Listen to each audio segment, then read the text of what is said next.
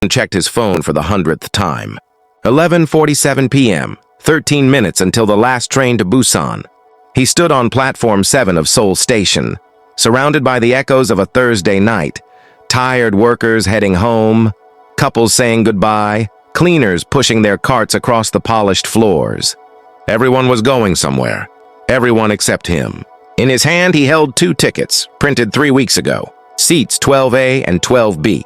Departure 12 Mars a.m. Arrival 02:38 a.m. The second ticket was for Ji-woo. Who was late? Who was always late? His phone buzzed, not her. Just a notification from a weather app. 11:48 p.m. Seo-jun closed his eyes and let himself remember the first time he'd seen her. The cafe was called Slow Flower, tucked into a side street in Hongdae where tourists never wandered. Seo-jun had been going there for 2 years, always ordering the same thing. Americano, no sugar, with whatever pastry looked least popular. He liked rescue pastries, the ones nobody wanted. She walked in on a Tuesday afternoon in late spring, carrying a cello case that barely fit through the door. Her hair was tied back messily, and she had paint, actual paint, on her left cheek. "Is this seat taken?" she asked, gesturing to the chair across from him. The cafe was empty except for them. "All yours," he said. She sat down, opened her laptop, stared at the screen for exactly 4 seconds, then closed it with a sigh that sounded like it came from her soul. "Rough day?" Seo-jun asked before he could stop himself. She looked at him, really looked, and he felt something shift in his chest. "I have an audition tomorrow for the Seoul Philharmonic. I've been preparing for 8 months, and I just realized I'm not confident about the piece I chose." She laughed softly. "How's that for timing?" "What piece?" "Elgar, cello concerto in E minor." "The emotional one." "They're all emotional. That's why I love them." She extended her hand. "I'm Park Ji-woo." "Kim Seo-jun." They shook hands, and Seo-jun felt the calluses on her fingers from years of pressing strings. "What do you do, Seo-jun?" "I'm an architect. I design buildings nobody builds." "Sounds like we're both professional dreamers." He bought her a coffee. They talked for 3 hours. When she finally left, she forgot her sheet music on the table. He ran after her, caught her halfway down the street. "You'll need this," he said, breathless, "for tomorrow." She took the folder, then smiled warmly. "Thank you for the coffee and the conversation." "I think I needed both. Good luck tomorrow." "You too, with your buildings." The next day, she texted him. "I got in!" "I think it was your lucky pastry energy coffee again." He replied in 3 seconds. "When?" They fell into friendship naturally, easily. Seo-jun learned that Ji-woo practiced cello for 6 hours a day, that she cried during animated movies but never during sad songs, that she collected vintage postcards of places she'd never been, that she had a scar on her wrist from falling off a swing when she was 9. Seo-jun designed buildings in his head when he couldn't sleep, that his parents had passed away when he was 17, that he'd helped raise his younger sister until she went to university, that he was quiet but thoughtful, reserved but kind. Friendship turned to something deeper on a rooftop in Itaewon, overlooking the city lights. "Make a wish," she said, pointing at a plane crossing the sky. "That's not how wishes work." "Who made you the wish police?" They looked at each other and smiled, and in that moment, they both knew. "What would you wish for?" she asked softly. "That this doesn't end." She looked away at the city lights. "Everything ends eventually, Seo-jun. Not if we don't let it." But even then, in that perfect moment, he saw something flicker in her eyes. Something like worry, like she knew something he didn't. 3 months into their relationship, Ji-woo started getting headaches. "It's just stress," she said, rubbing her temples. "The Philharmonic schedule is intense." But the headaches got worse. She started forgetting things. Where she put her keys, what day rehearsal was, the name of their favorite restaurant. "Ji-woo, you should see a doctor." "I'm fine." "You're not fine." "I said I'm fine," she snapped, then immediately softened. "I'm sorry, I don't have time to be unwell right now. I finally have everything I've worked for." He held her that evening as she cried for reasons she wouldn't fully explain. The next week, she went to the doctor. Alone, she told him on a Sunday. They were in his apartment cooking dinner together, or trying to. Ji-woo had never been good at cooking. She'd just burned the rice for the third time. Seo-jun, I need to tell you something. He turned off the stove. Okay. I went to see a neurologist. They did scans, many scans. His heart sank. And? I have a condition. A brain tumor called a glioblastoma. She said it calmly, like she was reading from a textbook. It's serious, stage 4. They can operate, but the surgeon says it's in a difficult location. There's a significant chance I could lose motor function, or my memory, or... Her voice finally wavered. Or I could lose the ability to play music. Seo-jun felt like the floor had disappeared beneath him. What are the options? I could do the surgery and possibly live longer, but I might not be myself anymore. The tumor affects the part of my brain that controls fine motor skills. Even if I survive, I'd likely never play cello again. Then we do the surgery, we face this together. I can't lose music, Seo-jun, it's who I am. You're so much more than that. You're everything to me. She shook her head. You don't understand. Without music, I don't know who I'd be. I don't know how to exist without it. He pulled her close and she cried against his shoulder. The rice burned on the stove, filling the apartment with smoke, but neither of them moved. Ji-woo chose not to have the surgery. She made a list, not of places to see or adventures to have, but of music to play, pieces she'd always wanted to perform. Beethoven's Triple Concerto Box Cello Suites, Dvořák's Cello Concerto in B minor. Seo-jun watched her practice with an intensity that made his heart ache. She played like she was trying to fit a lifetime into every note. Come with me, she said one evening, to Busan. There's a small concert hall by the beach. They let musicians rent it for private performances. I want to play there. Just once, just for you. When? Next month, the 23rd. I'll be there. She smiled, though her eyes held sadness. Promise? I promise. The headaches intensified. Ji-woo started having episodes where she'd freeze mid-sentence, her eyes going distant. They'd last just seconds at first, but gradually grew longer. The Philharmonic gave her a medical leave to focus on her health, they said. Everyone understood what that meant. She stopped going out as much. Seo-jun brought her groceries, cooked for her, sat with her during the difficult moments. I'm sorry, she whispered one afternoon. I'm sorry you have to go through this. Don't apologize, we're in this together. I wanted everything to be perfect. It is perfect, every moment with you is perfect. But they both knew time was running out, and there was nothing either of them could do to stop it. 2 weeks before the trip to Busan, Ji-woo had a severe episode. Seo-jun found her on the floor of her apartment, disoriented, her cello knocked over beside her. The hospital kept her for 3 days for observation. When she came home, she was quieter, more fragile. I don't know if I can do the concert, she admitted. Then we won't go, it's okay. No, I need to do this. I need to play one more time. She held his hand, help me make it happen. So they planned carefully. He bought the train tickets. She arranged to rent the hall.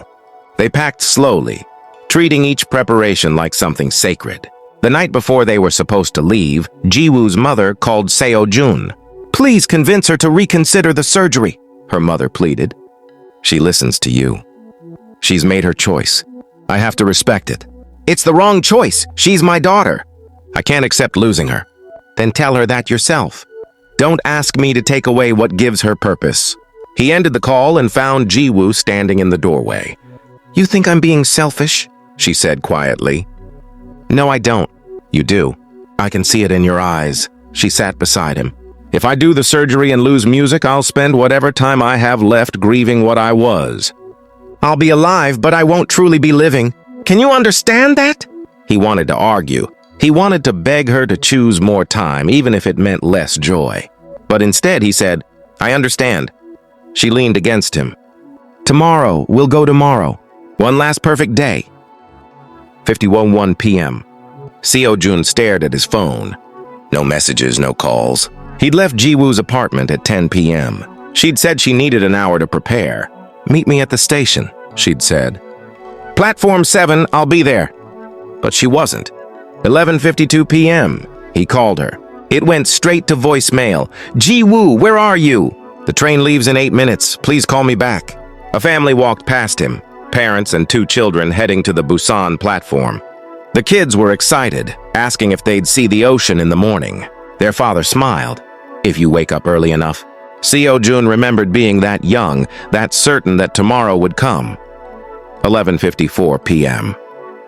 He called again, voicemail again. Something was wrong. He almost left, almost ran out of the station to go back to her apartment. But what if she was on her way? What if she arrived and he wasn't there? 11:56 p.m. His phone rang, finally, but it wasn't Ji-woo's number. It was her mother. Hello? Seo-jun. Her voice was strained. She collapsed. About an hour ago. We're at Seoul National Hospital.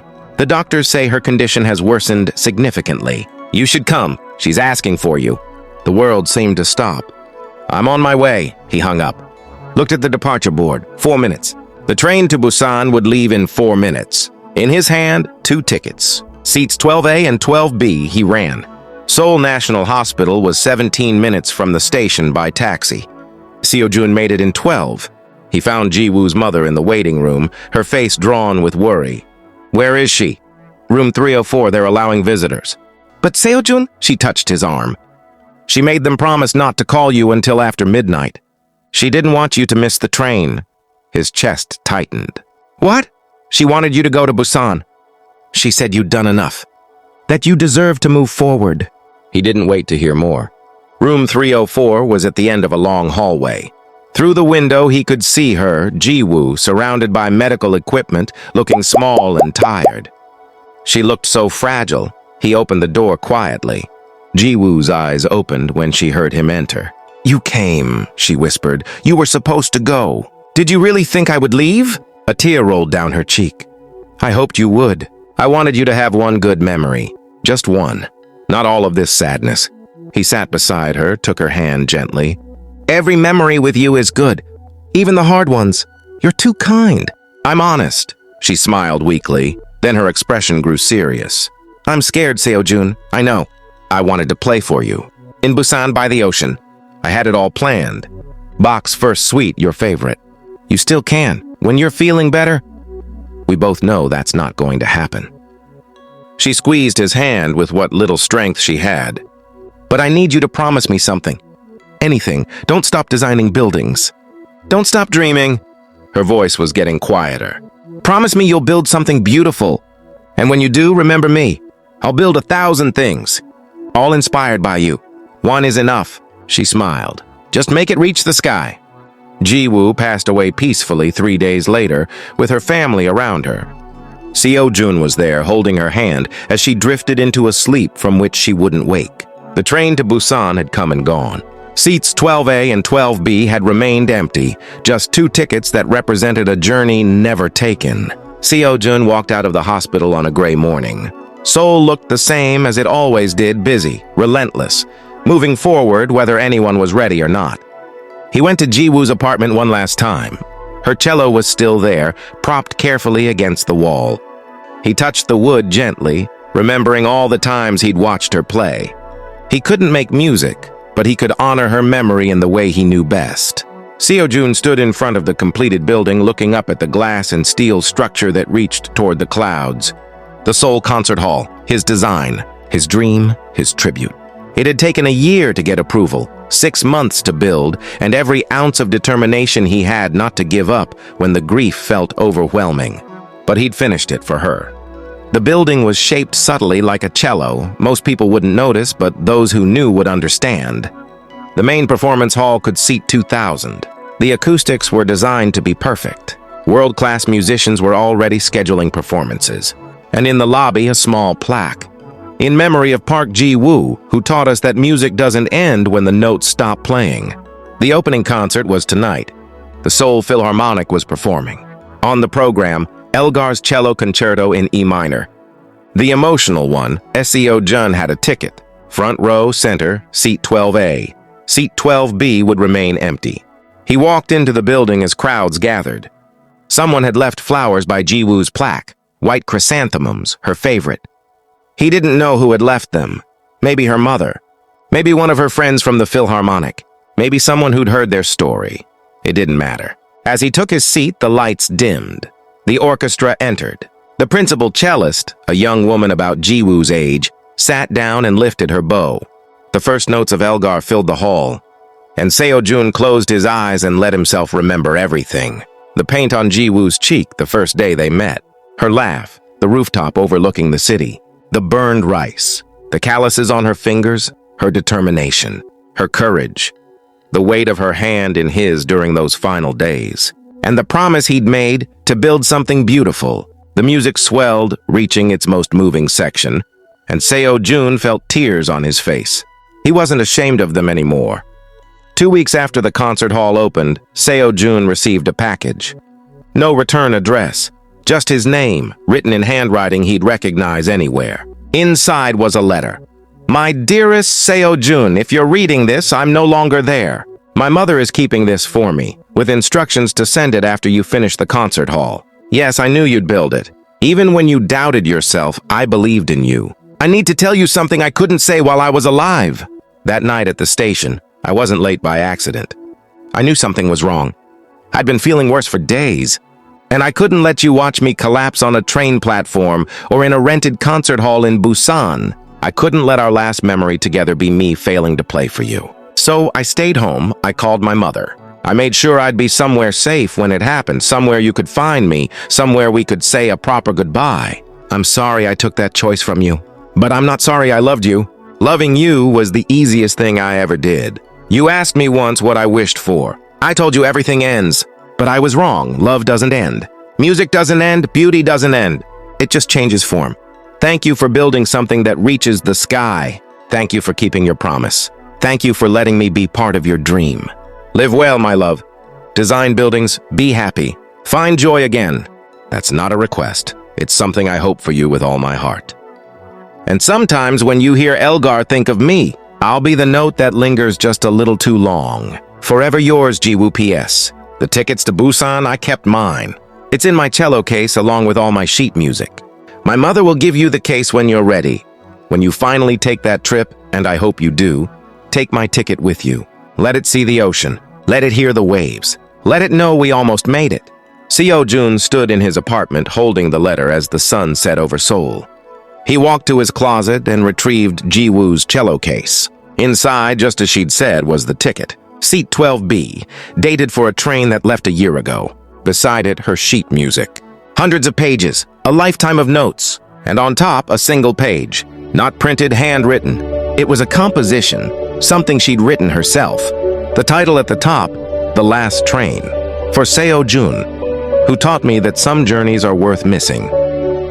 He sat down at his piano, the one he rarely played, the one he'd bought because Ji-woo said every architect should understand music. He tried to play her composition. He stumbled through it, his fingers uncertain, hitting wrong notes more often than right ones. But he played it anyway, and somewhere he hoped she could hear it. Somewhere he hoped she knew. That love doesn't end, it just changes form. A final thought. Thank you for experiencing Seo-jun and Ji-woo's story. Though their ending was bittersweet, their love created something that will last forever. A beautiful building where music will play for generations. Sometimes the saddest stories remind us to cherish every moment, to tell people we love them, and to build something meaningful with the time we have. If this story touched you, hold it close. Share it with someone who needs to know that even when we lose someone, the love remains. The people we cherish never truly leave us. They live on in the buildings we design, the music we play, the choices we make, and the stories we tell.